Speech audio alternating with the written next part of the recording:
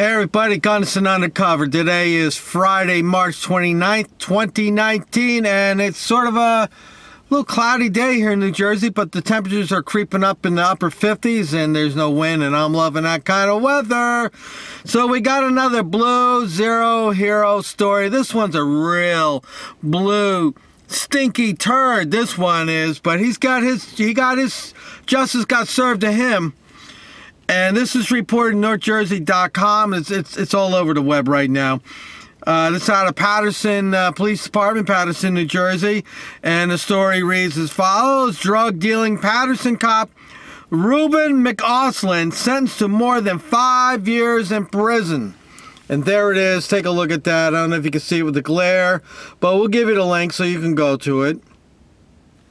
And let's read this story. There's also some video that comes along with this too. And it says as follows. FBI agents made a startling discovery last year when they seized drug-dealing Paterson police officer Reuben McAuslin's cell phone. A disturbing video of the cop attacking a suicide patient at a hospital emergency room, federal authorities say. The video became the basis for a new investigation, one that resulted in a criminal charge against McAuslin and the rest of his patrol partner, Roger Then, who recorded the attack, authorities said.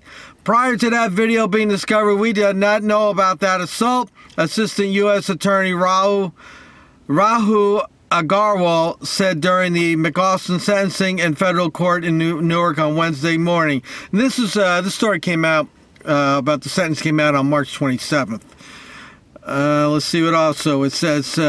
Calling the disgraced former officer a street hustler, U.S. District Judge William Wall sentenced McAuslin to 66 months, more than 5 years in prison for dealing drugs and assaulting the hospital patient.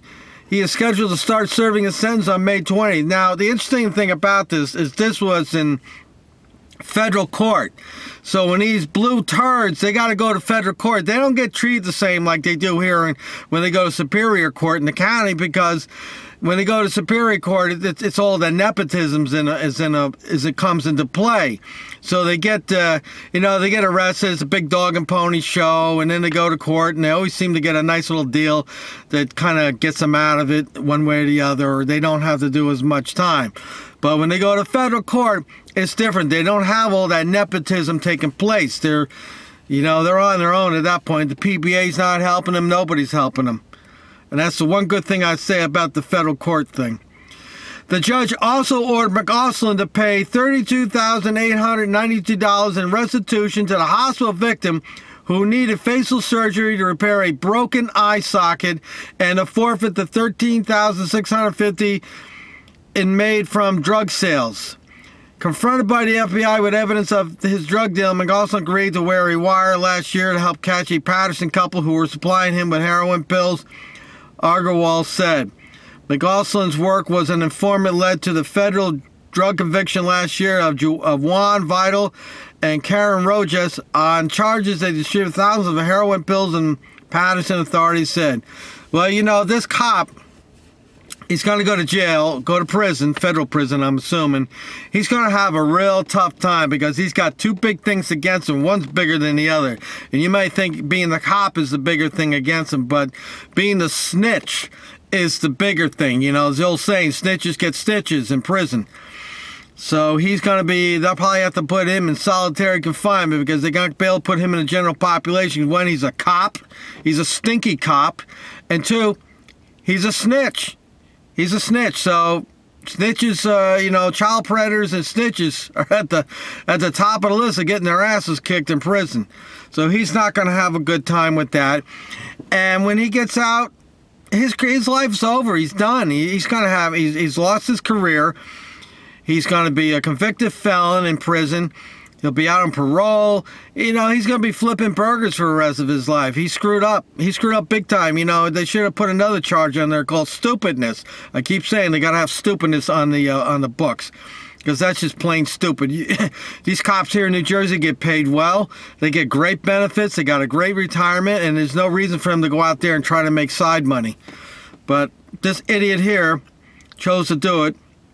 Now, there's a video also, and I'll just play a little bit quick. You're not going to be able to see too well here because I'll play it over the phone, but I'll try to include if I can download the video, which I probably can, I'll include it with this video, and you can watch and see how disgusting it is.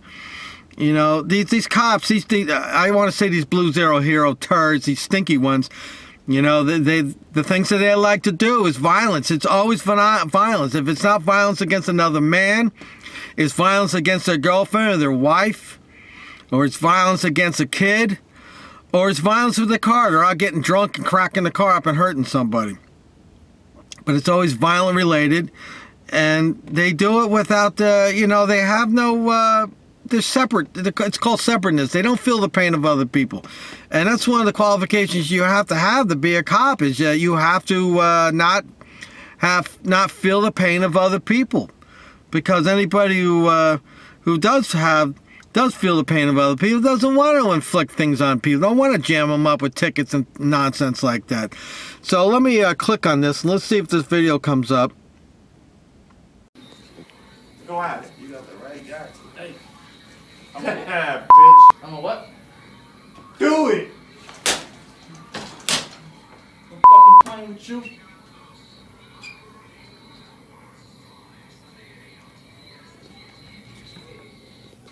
Calm your ass down.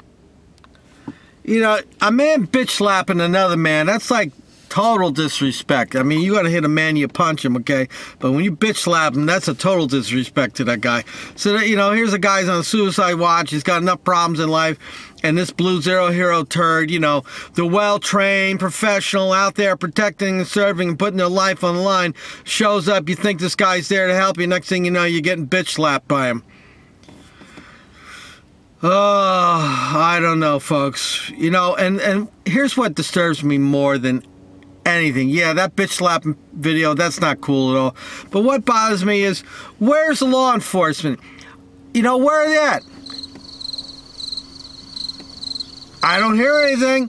Have you anybody out there seen any videos about the PBA getting up there and saying, hey, this guy doesn't represent us? You see the Police Chiefs Association of New Jersey get up and saying, hey, this is not us. We don't condone this. Do you see the Fraternal Order of Police get up there and say, hey, this is not us. We don't condone this. You don't hear nothing. You don't hear peep at them. And this is the problem with law enforcement. They don't want to acknowledge the bull crap that that's going on in their community by some of their members. They don't want to talk about it. They don't want to acknowledge it. And that's the problem. And this is the problem I have with law enforcement. That they've got a problem in their community. They don't want to talk about it. They don't want to acknowledge they got a problem. They just keep turning out this propaganda crap about blue lives matter, and what a tough job they got, and they're protecting and serving, and they're putting their lives on the line. That's all they want to talk about. They keep cramming that crap down our throat. They want to go there and they want to indoctrinate our children into believing all that crap.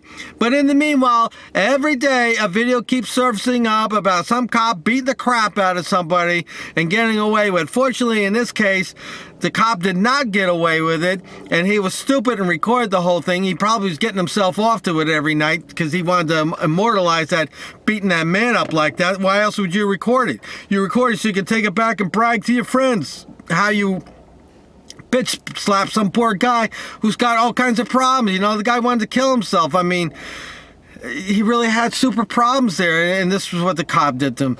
All right, enough of my ranting here, but it really just bothers me that the law enforcement community does not talk about it. They don't get up there and chastise this guy. Instead, they leave the people like me out there to have to make these videos and talk about it.